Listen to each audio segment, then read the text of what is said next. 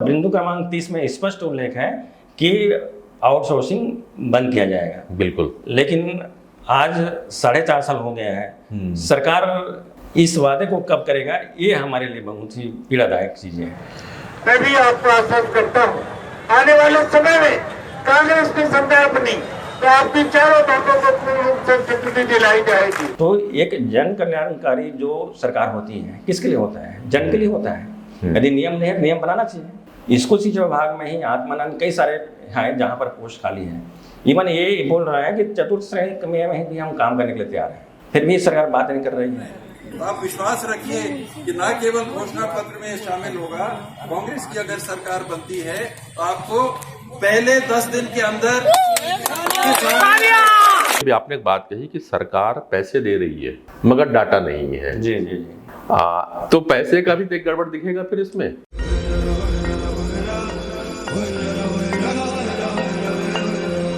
ये साल किसान वर्ग करे हैं तो अगले साल कर्मचारी मन भर भी करो।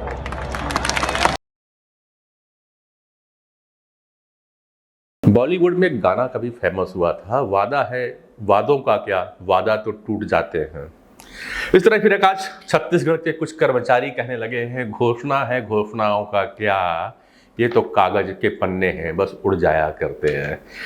तो दोस्तों, छत्तीसगढ़ में चुनावी समर अब चालू हो चुका है और घोषणाओं का दौर भी अब धीरे धीरे फिर फैलने लगा है। कई कर्मचारी संगठन अब तपती धूप में खुले मंच पे बैठने लगे हैं भूखे प्यासे, मगर मुखिया, प्रशासन और शासन की निगाहें उस ओर जाती नहीं। वैसे भी राजधानी के पास में पहले धरना प्रदर्शन हुआ करता था, थोड़ी बहुत आवाज़ शायद पहुंच जाया करती थी बंगलों के अंदर, एसी कमरे के पास, लेकिन अब तो वो भी दूर हो गया है। तो तोता माना है, वैसे तो मैं उसको तोता मैना कहता हूँ कि दोनों प्राणी रहने गई हैं, तब तो और भी सुनने का मौका नहीं मिलेगा। पहले तो कभी कोई टर टर के तोता बोल भी देता था तो शायद पहुँच जाती थी, लेकिन अब तो वहाँ ना तोता मिलते ना मैना मिलते हैं, तो शायद आवाज़ पहुँचना और भी मुश्किल है। खैर, इससे आपको क्या, लेकिन सरोकार कहीं ना कहीं आप भी रहते हैं, क्योंकि जब बात है समाज की, जब समाज का कोई विशेष वर्ग अगर परेशान होगा, उसका परिवार परेशान होगा, तो असर एक सामाजिक प्राणी होने के नाते आपको भी होगा। कर्मचारी संगठन बहुत बड़ा होता है, कर्मचारियों का बहुत बड़ा योगदान होता है, चाहे वो संगठित हो तो अच्छी बात है, मगर असंगठित का हाल बहुत बुरा है, चाहे वो कर्मचारी हो या असंगठित क्षेत्र का श्रमिक। मैं प्रवचन नहीं दे रहा हूँ, आपको मुलाकात करवाऊंगा। असंगठित कर्मचारी संघ है छत्तीसगढ़ के अनियमित कर्मचारी मोर्चा, आज उसके प्रदेश संयोजक हमारे यहाँ आए हुए हैं। कुछ समस्याएं हैं, कुछ उनसे कमिटमेंट उनके संगठन के द्वारा किया गया था। कौन सी पार्टी की थी? शायद दोनों पार्टियां रही होंगी। जिसकी सत्ता होती है तो कमिट करता नहीं, करता वही है जिसे सत्ता पाना होता है। मगर फिर दोहराता हूँ, वादा है वादा तो टूट जाता है, ऐसा ही कुछ है गोपाल जी? जी जी जी, बिल्कुल बिल्कुल। तो क्या वादा हुए थे आपके साथ में? कांग्रेस ने सत्ता में आने के पूर्व स्पष्ट रूप से कहा था कि हमारी सरकार आएगी तो 10 दिन में प्राथमिकता के आधार पर आपको नियमित करेंगे। ठीक है। और उस कमिटमेंट के अनुसार उसने अपने जन घोषणा पत्र के बिंदु क्रमांक 11 में अनियमित संविदा दैनिक वेतनभोगी को नियमित किया जाएगा, किसी की छटनी नहीं की जाएगी। और बिंदु क्रमांक 30 में स्पष्ट उल्लेख है कि आउटसोर्सिंग बंद किया जाएगा। बिल्कुल। लेकिन आज 4.5 साल हो गया है, सरकार इस वादे को कब करेगा, ये हमारे लिए बहुत ही पीड़ादायक चीजें हैं। अब बस हम इतना ही पूछ रहे हैं कि उस समय जिस तरह से सारे बड़े बड़े दिग्गज नेता आया करते थे, चेहरा बदल गया है, नेता फिर आ रहे हैं। नहीं कहूँगा कुछ आपके मंच पे, शायद कपड़े का क्लेवर वही है, गमछा बदल गया है। बिल्कुल बिल्कुल। तो आप लोग की संगठन में काफ़ी लोग हैं और बहुत बड़ा संगठन है अनियमित कर्मचारी संघ का। इसमें कितने संगठन आपने संयोजित कर रखा है? मेरे पास अभी वर्तमान में 60 संगठन है और ये कम ज़्यादा होते रहते हैं, क्योंकि कई सारे संगठन ऐसा होते हैं कि उनको लगता है कि भाई मैं अकेला टारगेट अचीव कर सकता हूँ। तो हम बोलते हैं भाई जो हमारे साथ आएगा वो हमारा होगा, 60 भी हो सकता है, होता है 50 भी होता है, 40 भी होता है, और वो 90 भी हो जाता है। क्योंकि हम औसतन क्या है, हर तीसरे महीने अपनी मांगों को शासन प्रशासन के समक्ष रख रहे हैं जी, और उस हमारे जो बातों को शासन प्रशासन के समक्ष रखने में हमारी सहायता करती है, तो हम उसको अपना मानते हैं।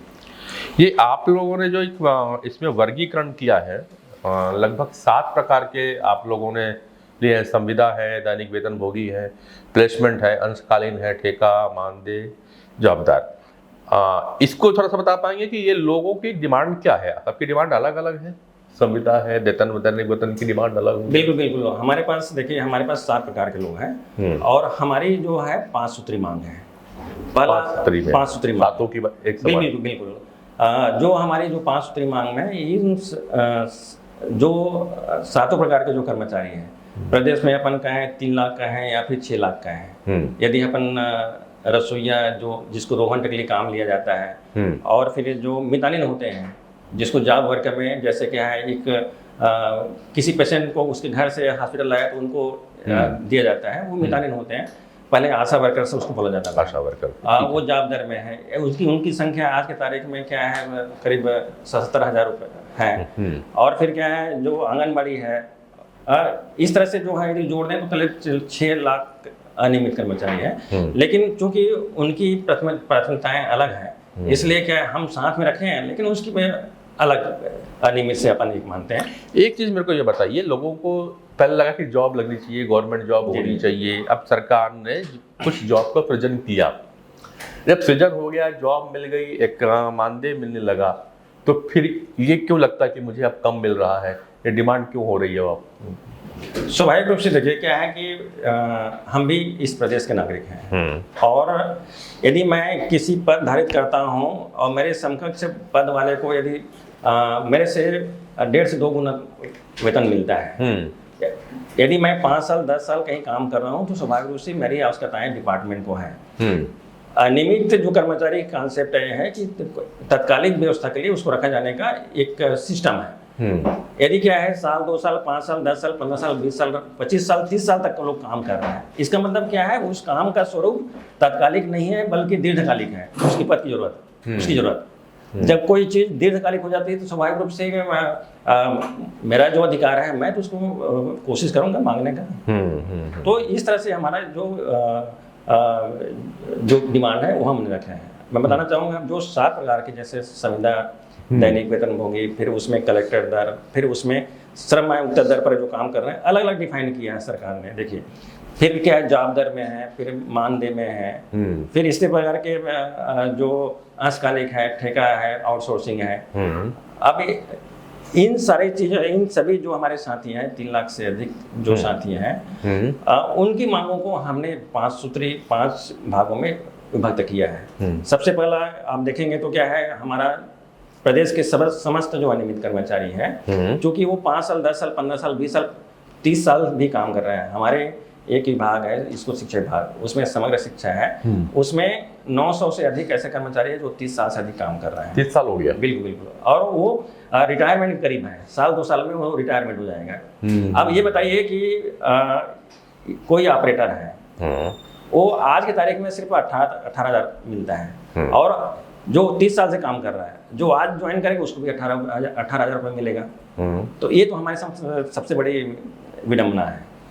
और हमारा सबसे पहली मांग आप देखेंगे तो इसमें नियमितीकरण, और नियमितीकरण तक 62 वर्ष की जॉब गारंटी है। दूसरा जो हमारे इस सरकार का एक और कमिटमेंट था कि जो निकाले गए कर्मचारी हैं पहले से, उनको भी उसने लिख के दिया है कि भाई हमारी सरकार आएगी तो आपको रोजगार दिया जाएगा। तो हम ये चाहते हैं कि जो कर्मचारी को निकाला गया है, नई नई भर्ती हो रही है, नए लोग रख रहे हैं, तो ये जो निकाले गए कर्मचारी को क्यों नहीं रखते आप? उनको रोजगार दीजिए, उनके पास अनुभव है, वो काम करने की उससे बेहतर कर सकता है। नए आएंगे तो उसको और प्रशिक्षण या किसी प्रकार किस तरह से करने में समय लगेगा, और आपका कमिटमेंट भी है कि भाई हमारी सरकार आएगी तो आपको रोजगार देंगे। तो इस तरह से लगभग 40,000 अपन माने पहले का जो जिनको निकाल दिया वो, और ये मिला के 40,000 के ऊपर होते हैं, 40,000 के ऊपर है। तो ये हमारा दूसरा मांग है कि भाई जो अनियमित कर्मचारी जिसको निकाल दिए गए, हम चाहते हैं कि सरकार उसको वापस ले। तीसरा हमारा मांग है जो अंशकालिक, अंश कॉलेज में मुख्य तौर पर हमें देखेंगे कि आप स्कूल कॉलेज में देखते हो, स्कूल कॉलेज में, कॉलेजों में तो मैं यहाँ तक कि जैसे उच्च शिक्षा में कॉलेज में 6000 पोस्ट है लेक्चरर का, लेकिन काम कितना कर रहे हैं वहाँ पर 2000 कर रहे हैं, तो बाकी 2000 बच्चों को कौन पढ़ाएगा? तो अतिथि शिक्षक के रूप में इन लोगों को रखा जाता है। ठीक है। और फिर साल में इनको 6 महीना 8 महीने के लिए रखते हैं। इस प्रकार स्कूल में जो स्कूल सफाई कर्मचारी हैं या आयुष विभाग में जो आयुर्वेदिक औषधालय हैं वहाँ पर काम करते हैं, ये अंशकालिक हम चाहते हैं कि भाई आप उसको 4 घंटे के लिए वेतन दे रहे हो, तो कम से कम उसको तो 8 घंटे के लिए दे दीजिए आप। जहाँ पर 2 घंटा काम कर रहा है उसको 4 घंटे दे दीजिए। और जहाँ पर हम ये बोल रहे हैं कि यदि क्या है कोई अंशकालिक साथी सालों से काम कर रहा है, 10 साल 15, आप देखेंगे स्कूल कॉलेज में या फिर इस तरह पॉलिटेक्निक कॉलेज में है, वो लोग 15 साल 20 साल से काम कर रहे हैं। अब उनकी एज भी इतना हो गई है कि वो कहीं में वो क्वालिफाई नहीं कर सकता नियमित भर्ती के लिए, तो कहाँ जाएंगे सब? और छोटे मोटे मतलब कि क्वालिफिकेशन वाले नहीं, डॉक्टर लोग भी कर रहे हैं, आप देखेंगे बड़े बड़े इंजीनियरिंग कॉलेज पॉलिटेक्निक कॉलेज हैं इस तरह से। तो ये हमारा तीसरा है। चौथा जो हमारा मांग है कि जो आउटसोर्सिंग ठेका है, आउटसोर्सिंग मतलब जो तीसरी पार्टी के माध्यम से रखते हैं। सरकार ने देखो कितने तरीका निकाला, नियमित भर्ती ना करके प्रदेश को युवाओं को एक प्रकार के बहकाने के लिए, उनके शोषण के लिए कितना तरीका निकाला कि आउटसोर्सिंग से भर्ती करने लगा। आउटसोर्सिंग मतलब सिर्फ पेमेंट क्या है, थर्ड पार्टी को मिलता है और सरकार को कितना होता है, जैसे 100 रुपये मेरा तनख्वाह है तो 18% GST जाता है, यानी 18 रुपये GST चला गया। और फिर यदि वो सर्विस दे रहा है, सर्विस प्रोवाइड करा रहा है तो स्वाभाविक रूप से अपना कमीशन तो लेगा, 5 से 10% कमीशन होता है, यानी औसतन अगर माने तो 25% जाता है। तो इस तरह से क्या हम चाहते हैं कि इसको भाई आपने तो बंद करने के लिए बात की थी, कमिटमेंट किया था, आप बंद कीजिए, आप विभाग से तनख्वाह दीजिए और एक निश्चित से ऐसे कुछ नियम बनाइए कि हम उस नियम के तहत एक निश्चित समय में हम रेगुलर हो सकें। ठीक है। ये हमारा चौथा मांग है। पांचों में अपन आते हैं तो जो 1276 कुछ समथिंग है जो हमारे दिवंगत शिक्षाकर्मियों के लिए बेचारा क्या है, इसके संविलियन के पहले निधन हो गया, अब इसके जो परिजन हैं वो अनाथ हो गए, चाहे बीवी हुए बच्चे हो, बहुत ज़्यादा संख्या नहीं, 1200 की है। आप अभी भी ये जो आंदोलन में 6 महीने से बैठे हुए हैं पूरा तालाब में, सरकार इनकी बातों को सुनने के लिए तैयार नहीं है, बोलते हैं कि नियम नहीं है। तो एक जन कल्याणकारी जो सरकार होती है किसके लिए होता है? जन के लिए होता है। यदि नियम नहीं है, नियम बनाना चाहिए। स्कूल शिक्षा विभाग में ही आत्मानंद कई सारे हैं जहाँ पर पोस्ट खाली है। इवन ये बोल रहा है कि चतुर्थ श्रेणी में भी हम काम करने के लिए तैयार हैं, फिर भी सरकार बात नहीं कर रही है। ठीक, ये हमारे 5 सूत्री मांग है और इसको लेकर के हम निरंतर संघर्षरत हैं। ठीक, आप लगातार हमारे गोपाल साहू जी से बात हो रही है और आप देख रहे हैं मेरा कार्यक्रम SCG न्यूज़ पर और मैं हूं नरेंद्र पांडे। अगर कुल मिला के बात करें कि वादे सरकार बहुत सारी करती है, लेकिन वादों जब सरकार पे आती, सत्ता पक्ष पे आ जाती है तो वो वादे उनके लिए नगण्य से हो जाते हैं, कुल मिलाकर के यूज़ कर लिया जाता है। बार बार ये कहा जाता है कि सरकार हमेशा युवाओं का सुनती है, सरकार हमेशा मध्यम वर्गीय लोगों के साथ में है, गरीब के साथ में है। लेकिन अगर इस पूरे घटनाक्रम को देखें, जो अपन समझ पा रहे हैं और आप भी समझ पा रहे होंगे गोपाल जी से जो बात हो रही है कि किस तरह से शायद युवाओं को एक प्रकार से ठगने का ही काम कर पा रही है। बिल्कुल बिल्कुल। अब क्या बोल सकते हैं, यदि क्या है विडंबना, हमारे लोकतंत्र में विडंबना है। यदि आपने देखिए, हर व्यक्ति क्या होता है कि उसकी ईजीए में वो मुंह करता है। यदि 2 पार्टी 3 पार्टी हैं लोकतंत्र में, तो जहां पर उसके रिक्वायरमेंट फुलफिल होगा वहां पर जाएगा। हाँ, ठीक है ना। यदि कांग्रेस ने हमको कमिटमेंट किया है कि भाई आपको नियमित करेंगे तो हमने वोट दिया, बिल्कुल गलती नहीं किया। यदि क्या है विपक्ष आज भी बोलता है, बीजेपी के जो बड़े पदाधिकारी आज भी हमारे मंच में आते हैं और ये भी बोलते हैं कि भाई हमारी सरकार आएगी तो हम आप पर विचार किया जाएगा, हमने पहले भी किया है। लेकिन यदि क्या है उसके बाद बातों में आकर के, बातों में नहीं करना चाहिए। एक हमको भी लगता है कि भाई एक इसने कमिटमेंट किया है तो हमारे बातों पर गंभीरता से विचार करेंगे, हमको सपोर्ट करना चाहिए। बिल्कुल, वो स्वाभाविक है, चाहे मैं हूँ, कोई भी दुनिया का कोई भी व्यक्ति हो, कहीं ना कहीं तो जाता ही, बिल्कुल जुड़ता है। जी, ठीक है। तो उस आधार पर हम गए थे। आज हमको लगता है कि कहीं ना कहीं हम ठगे गए हैं, चुक गए हैं थोड़ा सा। एक आता हूँ मैं गोपाल जी, कुछ समय पहले एक पूरे देश भर में बवंडर खड़ा हुआ था कुछ ऐसी ही बातों को लेकर के, हालांकि थोड़ा सा मुद्दा अलग है, लेकिन आपकी बातों के संगठन के माध्यम से मुझे लगता है कहीं ना कहीं जुड़ने की बात आती है। ये आया था श्रमवीर का। जी जी जी। और श्रमवीर में जब बनाने की बात हुई सेना के अंदर में तो बहुत बवाल खड़ा हुआ कि ये 19-20 साल के बच्चे जाएंगे सेना में भर्ती होंगे, इन्हें 3 साल 5 साल तक सेना में रखा जाएगा, फिर इनसे कुछ बाहर आ जाएंगे। ये तो बहुत गलत होगा, ये तो नाइंसाफ़ी हो लोगों के साथ में, क्योंकि उसके बाद आएंगे तो क्या करेंगे, यहाँ तो फिर बेरोजगार हो गए। और जो पैसा भी है इन लोगों का, श्रमवीरों का, वो दूसरों से कम होगा। आपको नहीं लगता कि कुछ ऐसी घटना है पिछले कई साल से आप लोग के साथ भी चल रही है? पॉजिटिव हेल्थ जोन बीमारियों से स्वास्थ्य की ओर एक अनूठी पहल, जहां वैदिक विज्ञान को मॉडर्न मेडिसिन के साथ इंटीग्रेट कर विश्व स्तरीय जीडीवी स्कैन मशीन द्वारा आपका बायोफील्ड, सातों ऊर्जा चक्रों का अलाइनमेंट एवं चक्रों और फिजिकल ऑर्गन्स में ऊर्जा के प्रवाह को चेक कर कंप्लीट हेल्थ एनालिसिस किया जाता है। वेदा पल्स मशीन द्वारा आपकी प्रकृति और विकृति का पता लगाकर सप्त धातु पंच तत्वों के संतुलन की जांच द्वारा बीमारियों के रूट कॉज का पता लगाकर डाइट, थेरेपी एवं डे रूटीन प्लान और साइको न्यूरोबिक टेक्निक द्वारा आपको संपूर्ण स्वास्थ्य की ओर ले जाया जाता है। नहीं, देखिए जो श्रमवीर है हमारी जो कहीं को रिलेट नहीं करता। एक्चुअल में सेना का काम सेवा का काम है। नहीं, मैं उससे नहीं ले रहा हूँ, जी। मैं श्रमवीर की तुलना ऐसे कर रहा हूँ, आर्थिक उस पे ले रहा हूँ। उनका काम सेना का है, मैं बात कर रहा हूँ जैसे एम्प्लॉयमेंट की।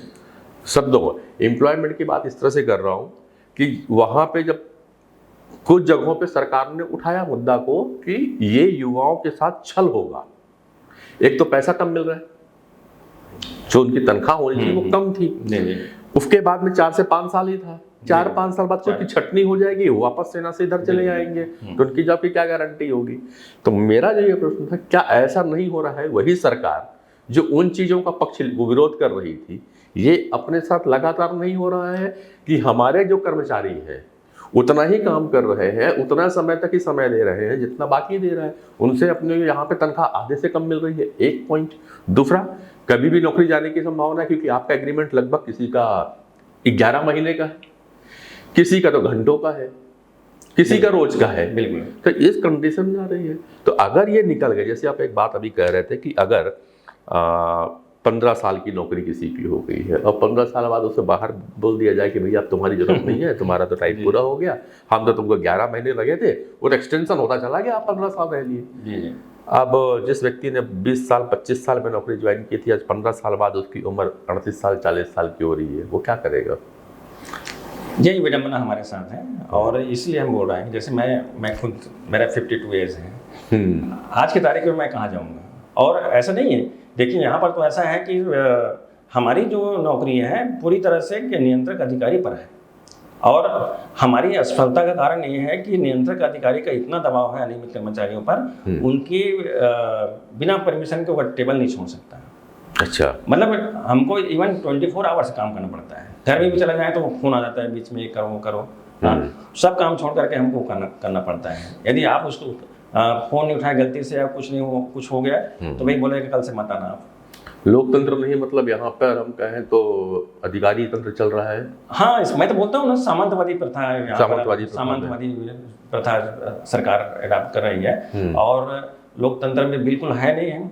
एक बात की बात करें भाई, यदि क्या है कि यदि मैं कहीं किसी संस्था में 20 साल से काम कर रहा हूँ तो क्या मेरा मौलिक अधिकार नहीं है? मैं बताना चाहूँगा कि इस तरह से जो है 2006 का एक उम्रदेवी केस था जिसमें बैकडोर एंट्री, मतलब जिसको आपने लंबे समय तक काम किया है दैनिक वेतनभोगी के रूप में, उसको 2008 में नियमित किया गया। उसके बाद सरकार अभी भी उस चीज़ को लेकर चल रहा है कि भाई उस समय का जो 2006 का जो सुप्रीम कोर्ट का डिसीजन था उसमें सिर्फ 1 टाइम के लिए था। लेकिन मैं बार बार बोला हूँ और सभी मंचों में बोला हूँ कि चंद्रबाबू नायडू वर्सेस हिमाचल प्रदेश में के मामले में सुप्रीम कोर्ट ने स्पष्ट निर्देश किया है। उस समय सुप्रीम कोर्ट ने सभी सरकारों को ये हिदायत दिया था कि इसके बाद आप क्या है बैकडोर एंट्री या इस तरह से एडहॉक या कॉन्ट्रेक्चुअल या फिर हायर बेसिस पर कोई कर्मचारी रहेंगे। बिल्कुल। लेकिन सभी राज्य सरकारों ने इस चीज़ को इग्नोर किया और हमारे यहाँ तो लगभग मैं बता रहा हूँ 6 लाख कर्मचारी हैं। आप यूपी में जाएंगे तो 20 लाख कर्मचारी हैं। सब स्टेट में का हाल ये है, सभी स्टेट का हाल है। हाँ, तो आप सुप्रीम कोर्ट का बिल्कुल क्लियर डिसीजन है कि यदि आप हमारे सुप्रीम कोर्ट के न्यायालय के निर्णय के खिलाफ आप रखे हैं तो वो 2006 उमा देवी केस वर्सेस कर्नाटक सरकार का ये नियम वहां पर लागू नहीं होता है।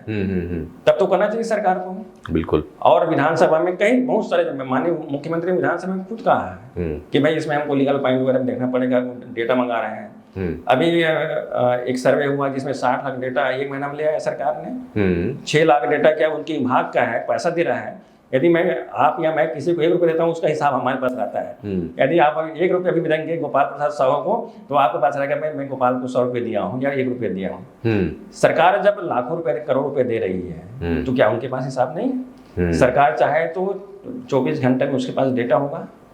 लेकिन एक कमेटी बनाई है मार्च 2019 में, उस कमेटी का सिर्फ 2 बैठक हुई है और वो कमेटी बार बार डेटा मांग रही है। 4 साल में डेटा मांग नहीं पाएंगे तो हम क्या कहेंगे? इसका मतलब क्या है? पूरी तरह से सरकार हमको इग्नोर कर रही है। और बताओ सर, इसके वजह से हमारे जो अनियमित कर्मचारी हैं काफी व्यथित और आक्रोशित हैं। बिल्कुल। मैं एक जैसे भी आपने एक बात कही कि सरकार पैसे दे रही है मगर डाटा नहीं है। जी जी जी। तो पैसे का भी तो एक गड़बड़ दिखेगा फिर इसमें। नेचुरली स्वाभाविक रूप से ये तो बात वहीं पर प्रश्न आ रहा है। प्रश्नवाचक चिन्ह तो लगता है कि अगर सरकार उतना फंड निकाल रही है तो जा कहाँ रहा है अगर उनके पास में कर्मचारियों का डाटा नहीं। क्योंकि मुझे भी कहा था कुछ जगहों पे कहा कि नहीं, इतने जो आप लोग क्लेम कर रहे हो जी उतने कर्मचारी नहीं है, आप लोगों ने मैनिपुलेट कर रखा हुआ है संख्याओं में। नहीं, देखिए हमारे पास तो मेरे पास करीब 30 पेज का डेटा है और लगभग 900 कार्यालय का लिस्ट है। 900 कार्यालय 30 पेज का डेटा है, मैं उसको फ्लैश करते रहता हूँ। तो वो ठीक है, आप कह रहे पर सरकार तो कह रही कि हमारे कर्मचारी नहीं है। जी जी। अब बात ये, अब सरकार तो कुछ भी बोल सकता है ना। अभी देखिए, अभी माननीय मुख्यमंत्री महोदय ने विधानसभा में डेटा जो प्रस्तुत किया है स्पष्ट आउटसोर्सिंग का डेटा दिया हुआ है।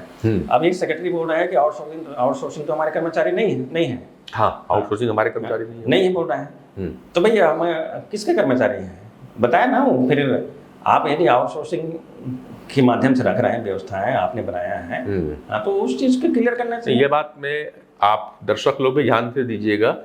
गोपाल साहू जी ये कह रहे हैं कि सरकार कहती है कि आउटसोर्सिंग वाले जो ये कर्मचारी काम कर रहे हैं सरकार के कार्यालय में वो उनके कर्मचारी नहीं है। यार, मेरे घर का व्यक्ति नहीं तो मेरे घर के अंदर क्या कर रहा है? ये तो प्रश्न नलबाज बोलता है कि मेरे बेडरूम के अंदर में कोई व्यक्ति घुस गया है और मैं कहता हूँ उसको जानता नहीं पहचानता नहीं है, तो शायद शब्द नहीं होगा मेरे लिए ये कह पाने का। तो एक बार ये प्रश्न होगा, या तो सरकार क्लियर कर दे कि अगर ये जो अनियमित कर्मचारी लोग हैं, जो आउटसोर्सिंग वाले लोग हैं, अगर ये सरकार के कर्मचारी नहीं है, सरकार पेमेंट किसको कर रही है? ये होगा जो बार बार आ रही होगा, एक रिपोर्ट में भी आ रही है, रिपोर्ट सरकार किसको कर रही है। या तो बता दें कि थर्ड पार्टी को हम दे रहे हैं तो उनको कितना कमीशन दी जा रही है, ये भी क्लियर कर देना चाहिए। तो लोगों को मालूम चले कि हमारे काम का हिस्सा 30% लेके चला जा रहा है। खैर, एक लंबे समय से आप लोग हड़ताल कर रहे हैं और आपके साथ में जो देख रहा हूँ, एक संविदा शब्द आपके पहले नंबर पे है और संविदा में ही शिक्षाकर्मी का एक बड़ा आंदोलन हुआ था और उनका संविलियन भी हुआ। तो जब शिक्षाकर्मी का संविलियन हुआ और आपके ही मंच पे थे तो आप बाकी लोग कहाँ चूक गए? देखिए क्या है कि सबसे दिक्कत यही है कि आदमी के जो शासन प्रशासन होते हैं, कहीं ना कहीं वो डिस्प्यूट क्रिएट करने की कोशिश करता है। शिक्षा कर्मी में जो भारत सरकार की ये योजना है समग्र शिक्षा, उसके तहत उनको वेतन मिलता था। स्टार्टिंग में 1996-97 में 500, 1000, 1500 मिलता था। 15 सालों में माननीय मुख्यमंत्री महोदय ने कई बार बोल चुका था इनकी संविलियन नहीं होगी। फाइनली उनका संविलियन किया गया। क्यों किया गया? कि वो भी कहीं ना कहीं उनको लगा कि भाई ये भी प्रदेश की युवा है और इनकी अधिकार मिलना चाहिए। ठीक है, तो किया। हमको भी भरोसा है और उसी भरोसा से हमने इस सरकार को लाया है। लेकिन सरकार हमारी भरोसा को लगता है कि समझ सरकार पे पिछली भी थी, उस पर भरोसा नहीं था पहले वाली सरकार। देखिए, पिछली भरोसा नहीं था तभी तो गया वनवास में। अभी अब इस पे भी भरोसा नहीं रहा। नहीं देखिए, अभी तो समय है थोड़ा सा, हमारे पास 1-2 महीना समय है। हमको देखिए पेशेंस हमने किया है, 4.5 साल तक वेट किया है अभी। कह रहे हैं जी जी है नहीं, बार बार एक स्लोगन चलता है तो भरोसा है। हाँ, माननीय मुख्यमंत्री ने स्पष्ट तौर पर कहा है कि हम इसके लिए कुछ करेंगे। लेकिन हमारी तकलीफ ये है कि हमारी परेशानी ये है कि जो निकाल रहे हैं सब, जो निकाला जा रहा है वो सबसे बड़ी समस्या है। हम तो ये बोल रहे हैं ना, ठीक है, नियमितीकरण की जो प्रक्रिया है जो भी है, नियम कानून है, थोड़ा टाइम लग सकता है, ठीक है, लेकिन जो जॉब सिक्योरिटी है, जो नहीं निकालने वाली बात है, वो तो कर दीजिए, जिसमें पैसा लगना नहीं है हमको। जैसे राजस्थान में किया, मध्य प्रदेश में किया है। हम ये चाहते हैं कि कम से कम प्रदेश के जो युवा काम कर रहे हैं उसको जॉब सिक्योरिटी दें। उस जॉब से अभी कुल मिला के अगर पहला आपका डिमांड आ रहा है जो इस मंच पे जो हम आपसे समझ पा रहे हैं आज एसपीजी न्यूज के उस पे, कि नियमितीकरण के लिए हम समय दे सकते हैं, बिल्कुल, मगर एक हमको जॉब सिक्योरिटी दे दी जाए कि जो कर्मचारी भाई निकाले जा रहे हैं उस पर विराम लग जाए। देखिए हम अनेक मंचों से बोला है इसको कि भाई ठीक है कि जो नियमितीकरण प्रक्रिया है, यदि आप लग रहा है इस तरह से कोई पेचीदा है, कोई उसमें कुछ काम करने की जरूरत है, तो उसको काम को करवाइए, करते रहिए, लेकिन जिसमें कोई नीति नियम लागू जरूरत नहीं। जैसे मैं काम कर रहा हूँ 20 साल से, और कब निकाल दे मेरे को कोई चीज़, मतलब ये नहीं है। हाँ, तो एक प्रकार के जो 2 लाइन की पत्र जारी करे शासन कि भाई प्रदेश के जो अनियमित कर्मचारी हैं उसको किसी बिना मतलब ठोस कारण के, हमने उसमें लिखा हुआ है सिविल सेवा आचरण संहिता जो 1965 है, उनसे प्रतिबंधित करें। मतलब ये ऐसा नहीं है कि मैं कुछ भी कर ले रहा हूँ और निकाल लेना, ऐसा नहीं हो सकता। वो तो नियमित कर्मचारी को निकाला जाता है। यदि कोई आपने कदाचारण किया है जो सिविल सेवा आचरण संहिता 1965 के अनुरूप नहीं है, तो स्वाभाविक सस्पेंड करते हैं। हमने वो किया है। दूसरा चीज़ क्या है, जो आउटसोर्सिंग के जो कर्मचारी हैं उसको बंद करने की बात की है। अब मैं बताया कि 18% जीएसटी प्लस क्या सर्विस चार्जेस सीधे तौर पर 25% सरकार को नुकसान हो रही। 75,000 लोग ऐसे काम कर रहे हैं, आप देखेंगे डेटा, 75,000 लोग काम कर रहे हैं, हजारों करोड़, 1,000 से अधिक करोड़ सरकार फोकट में दे रहे हैं थर्ड पार्टी को। तो इसको बंद कर सकते हैं, इसमें क्या दिक्कत है? हम ही बोल रहे हैं कि आप आउटसोर्सिंग बंद कर दीजिए, हमको विभाग से तनख्वाह दे दीजिए, जिसमें सरकार का पैसा बचना है, वो भी काम नहीं हो रहा है। इसका मतलब क्या है, हमारी बातों को सरकार गंभीरता से ले ही नहीं रहा है। ठीक है, ये हमारी पीड़ा है कुछ। ठीक है, ये जितनी भी है, अब आपके मंच पे दूसरे दल के लोग आके खड़े हो जाते हैं। बिल्कुल बिल्कुल। क्या उन किसी जिस तरह से पिछली बार भी आपने आश्वासन के ऊपर पे आप लोग आगे बढ़ गए, पूरा नहीं होगा, क्या ऐसा नहीं लगता कि आपके मंच पे कुछ राजनीतिक लोग आकर के मंच को हाईजेक करने की कोशिश करते हैं? नहीं, ऐसा नहीं। देखिए, लोकतंत्र में क्या है, विपक्ष की बड़ी भूमिका होती है। यदि प्रदेश में कई समस्याएं हैं तो विपक्ष का कर्तव्य है, दायित्व है कि उस समस्या को टेक अप करें। ठीक है। हाँ, ऐसा नहीं है कि देखिए कांग्रेस भी विपक्ष में तो हमारे पास आए थे और पार्टी आए थे, ऐसा नहीं। और सभी देखिए, पहले भी जो भी अपन एक बात करें कि आम आदमी पार्टी की बात करें, उस समय तो नहीं था, लेकिन बहुत कम थे, फिर भी समाजवादी पार्टी और कुछ आए हमारे पास, उसने कमिटमेंट किया। तो ऐसा नहीं बोल सकते कि आपने आप दो पार्टी आ रहा है वो कर रहे हैं तो आपको मोटिवेट कर रहे हैं आप वो करने के लिए, ऐसा नहीं है। देखिए, लोकतंत्र में ये तो खूबियाँ हैं। यदि क्या है विपक्ष में है तो विपक्ष का दायित्व है कि प्रदेश के लोगों की समस्याओं को उठाना। ठीक है। यदि विपक्ष हमारे पास आए तो कोई गलत नहीं है, और वो यदि कमिटमेंट करे तो भी गलत नहीं है। हम उसकी कमिटमेंट गलत नहीं बता रहा है। ठीक है, आपने कमिटमेंट किया, आप बोल दीजिए ना हम नहीं कर पाएंगे, हम आपसे बोलेंगे नहीं ना, फिर हम अपनी सब संघर्ष करेंगे। और फिर जनतंत्र में क्या है भाई, मुझे जो मौलिक अधिकार संविधान ने दिया है मैं उसके तहत कर रहा हूँ। चलिए, अब बमुश्किल 6 महीना बचा है चुनाव के लिए। जी जी, समय कम है। जी जी, मांगे आपकी बड़ी लंबी रही हैं, लंबे समय से आप लोग चल रहे हैं। 2013 से आप लोग फाइट करते करते फिर आश्वासन मिला, सरकार चली आई, ठीक है, 1-2 साल कोरोना में निकल गए, मानते हैं ज़्यादा बातचीत नहीं हुई, लेकिन अब कोरोना को भी गए हुए साल भर से ऊपर हो गया। 6 महीने की 6 गेंदें हैं। टारगेट लंबा है। क्या योजनाएं लेके आते हैं, क्या करेंगे, कैसे मंगवाएंगे सरकार से अपनी बातें? हम सरकार से क्योंकि गोपाल साहू जी के ऊपर में बहुत सारे अनियमित कर्मचारियों की आशा भरी निगाहें रहती हैं। जी, हम बार बार शासन प्रशासन से बात करने की कोशिश कर रहे हैं। आपके माध्यम से मैं माननीय मुख्यमंत्री महोदय से शासन प्रशासन से अनुरोध करना चाहूँगा कि हमारे बातों को गंभीरता से लेते हुए आप कहीं ना कहीं हमको बात करने के लिए बुलाएं। ये हमारा पहली चीज़ है। और ये सब बात करने के लिए नहीं बुला रही है, इसलिए ये समस्या पैदा हो रही है। यदि कहीं चर्चाएं होती तो ये समस्या हमारे पास नहीं आती। और हम अपनी बातों को शासन प्रशासन के समक्ष मजबूती से रखने के लिए 11 जून, अभी आज एक तारीख हो गया, 11 जून रविवार को हम एक विशाल धरना प्रदर्शन माननीय मुख्यमंत्री निवास घेराव कर रहे हैं। इसके माध्यम से हम अपनी जो मांगे हैं उसको शासन प्रशासन के पास रखेंगे, और फिर भी हमारे बातों पर गंभीरता से विचार नहीं करेंगे तो मैं आपके इस मंच में स्पष्ट बोल रहा हूँ कि प्रदेश के लाखों अनियमित कर्मचारी अपने घर के दीवार पर स्पष्ट रूप से अपनी पीड़ा को दर्शाएगा। अच्छा, दूसरा ये है। तीसरा, फिर भी हमारे बातों को यदि सरकार नहीं सुनती है तो जो मानसून सत्र होगा उसके पहले 2 दिन से हम अनिश्चितकालीन आंदोलन में जाएंगे। पूरे प्रदेश के जो अनियमित कर्मचारी हैं, ये हमारा 3 चरण होंगे। पहला 11 जून को होने जा रहा है, जिस पे आप लोग माननीय मुख्यमंत्री के निवास तक आप जा रहे हैं, घेराव को मुख्यमंत्री निवास तक घेराव करेंगे 11 जून को। उसके बाद दूसरा चरण, अगर नहीं मानते दूसरा चरण आप जा रहे हैं, तीसरा चरण में दीवालों हर कर्मचारी जो है, अनियमित कर्मचारी जो आपके संगठन के हैं, वो अपने घर के दीवारों पे एक स्लोगन लिखे। हमने स्पष्ट बोल लिया है। देखिए, अब हमारे पास क्या है, अनुनय निवाय करने की जरूरत नहीं है। हमने शासन प्रशासन से मिलने की कोशिश किया, आवेदन निवेदन किया, लेकिन अब कोई किसी से बात ही नहीं करना चाहता है। असंवेदनशील सरकार यदि अपनी इस तरह से छवि बनाती है तो रास्ता क्या बचता है।